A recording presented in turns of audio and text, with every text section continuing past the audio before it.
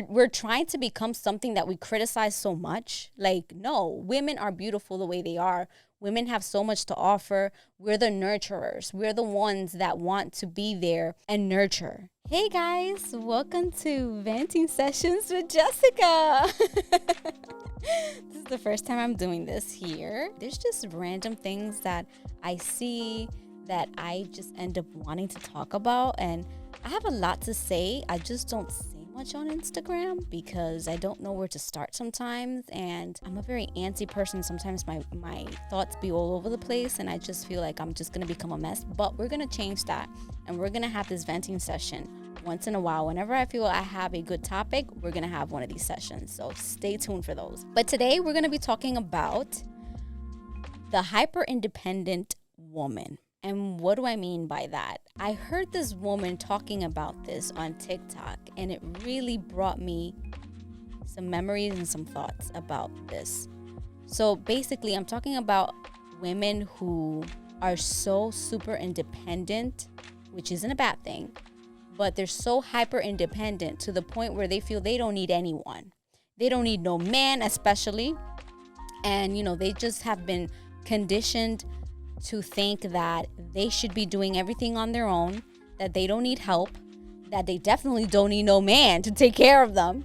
And I absolutely understand where they're coming from. And I feel like the hyper independent woman is a woman that comes from trauma. Because let's face it, back in the day when I was growing up, I'm 32 years old, most of our parents were in relationships that weren't very functional. And I'm blessed enough to say that I don't truly come from a dysfunctional, family, but it wasn't the most functional either. It wasn't like they could have done better. My parents could have done better as a unit. Still to this day, I feel like my parents have so much to learn, and I don't blame them for that. They're human, and this is their human experience, and they've also gone through so much trauma. And I'm someone who's very empathetic. So even though I know my mom and my dad could have done a lot of things differently, I don't blame them because I know that they come from a background that wasn't easy, and they came to a whole different country which was tough enough on them, to a country where they didn't speak the language, just to try to give us a better life. So I give them a lot of grace, and I know that they did the best that they could. But from that point comes the fact that a lot of my generation, now the women that are in their 30s, we come from families that our mom, all they used to say as we were growing up was, mija, you need to go to school, you need to get a degree, you need to be an independent woman para que tú no le tengas que coger ninguna mierda a ningún hombre. That was like what they would say. Like, that was the thing. And a lot of us grew up, basically, for those of you who don't speak Spanish, just grow up, have a degree, be a professional, so that you don't have to put up with nothing that a man does to you. And so a lot of us grew up with that mindset, including myself. And a lot of the reason of why I went to college, it wasn't just because I wanted to be educated, and I wanted those things. And I wanted to feel like I was a successful woman. But it was also because I did not want to be under any man.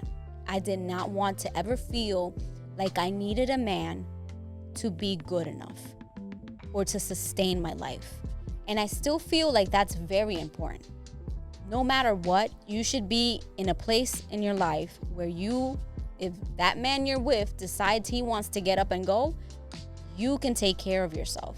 There is no worse place to be at than to be that woman who doesn't know how to do anything and solely depends on her man. I also think that that's a very dangerous place to be in, because honestly, the world goes round and you just never know what happens. But I also feel like that mindset hurt a lot of us in that process. And I was blessed enough to meet a man who didn't have this ideology of, gender roles in a marriage, which I loved. I never wanted to feel like my man would put this pressure on me being this ideal housewife, which at a young age, I didn't see myself as a housewife. Things have changed as I've grown up, but it gave me comfort that I was with someone that wasn't going to force me to be something I wasn't. And he accepted me for who I was, which I think is the most important thing when you get into a relationship, that the person accepts you for who you are and isn't putting, too much push for you to be something you're not. I think that's something that if you get with someone that's expecting things that you're not willing to give, it's going to give you problems down the line. So you need to be very careful not to just be pleasing people, and to know that you can sustain whatever it is that this person, is looking for. But going back to the hyper independent woman, I feel like a lot of women in my generation are suffering because of this mindset that we grew up with, which wasn't intentional, because our moms weren't trying to hurt us. They were trying to prepare us, and they just wanted us to have a better life. And it's like, why men these days do not blame women. Who needs to be blamed is the previous generation, our parents. Why? Because the women in our generation were raising their girls to be independent women because they were afraid for their daughters. Why? Because back then there was a lot of men who had several women, and our moms had to stay in these relationships because they had no other choice. And so their trauma was passed down to their daughters. This is what happened, and this is why we are where we are. There's a lot of women out there who are just trying to be like men. I don't understand that. I feel like it doesn't serve us, and we're taking away from our power as women.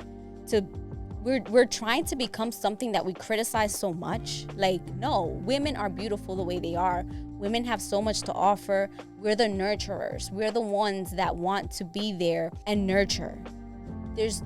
Even though there shouldn't be, in my opinion, specific gender roles for people, there's just certain characteristics that most women have, and there's certain characteristics that most men have that are their, powerful characteristics. So I feel like a lot of us have lost that because we're on defense, and because of trauma and watching our parents or our mother, not in my case, but in a lot of women's case, they watched their mother suffer because their dad cheated on them, and their mom felt like they couldn't do anything about it because where were they going to go?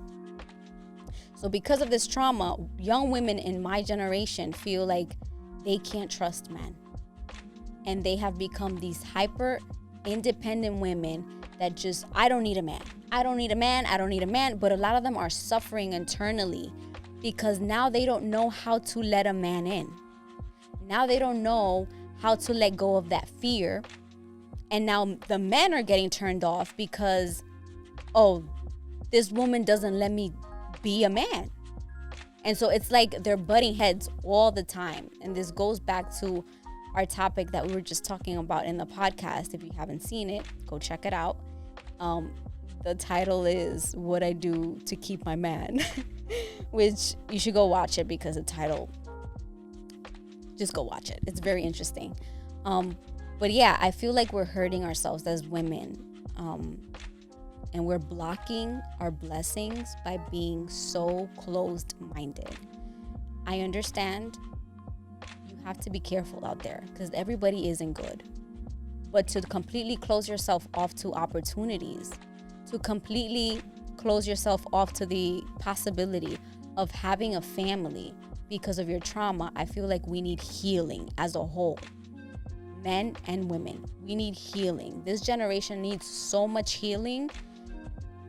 And yes, we need to empower ourselves as women, but we need to stop pushing away and stomping at all men because all men aren't equal and all women aren't equal either. So men, stop doing the same. If you are a man, I know most of the people who probably will be watching this are women, but if you are a man and you're watching this, you also need to think about, what do you provide as a man? Are you providing a safe space for that woman to open up? Because sometimes they're so wounded by their past traumas, they're just not opening up. But women, please give yourself that space and that chance to open up a little bit. Don't be so closed-minded. I was one of them that back in the day, I was so closed-minded to the idea of being a stay-at-home mom. And I realized as I'm now 32 that the real reason why I was really closed off to that idea was because I was scared.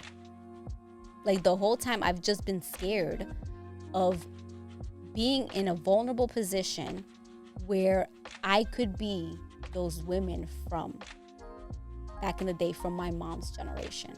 Being in a position where I would be left to fully depend on this man, and this man would do me wrong.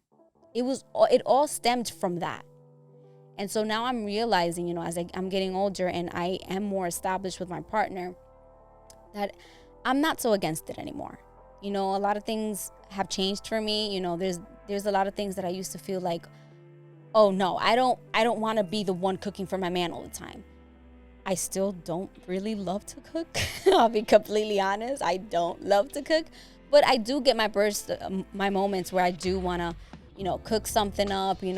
It's different now. Now I'm more open to the idea. And I'm just thankful that I have a man who has trusted me in this process, who has been such a safe space for me and has allowed me to grow as a woman and accepted me for who I am from the very beginning. I think that's very important in me realizing this now and just taking a step back and now wanting to open up myself more in that direction and not be so defensive. But it's because he has given me a safe space. So men, please allow your woman to feel like they have a safe space with you, because a lot of us are going through traumas. To close it off, I think that we all need to make sure that we're looking within before we start pointing fingers.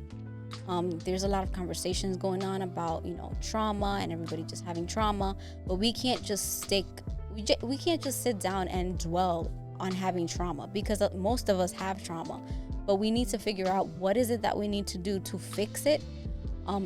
Go to therapy, go to counseling, whatever it is that you need to do to heal, do that so that we can move forward in a better space. That's it for today's conversation. I hope you enjoyed this. If you have any comments, questions, concerns, don't forget to leave them down below.